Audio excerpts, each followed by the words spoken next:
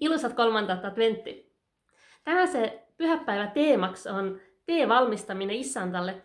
Ja päivä evankelium räägib ristiä Johannesest, kelle kohta Jeesus ütles, tema onkin see, kellest on kirjutatut.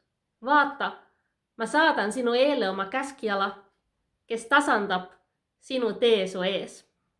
Ristiä Johannese ülesandeks oli valmistada inimeste südamed, et nad vajaksid Jeesust, vajaksid lunastust ja päästest.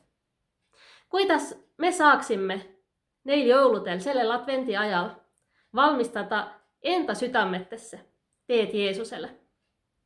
Kas me saaksime kõige selle koristamise, küpsetamise, kodu kaunistamise, kingituste muretsemise keskel võtta aega ka selleks, et keskenduda sellele kõige tähtsamale ettevalmistusele?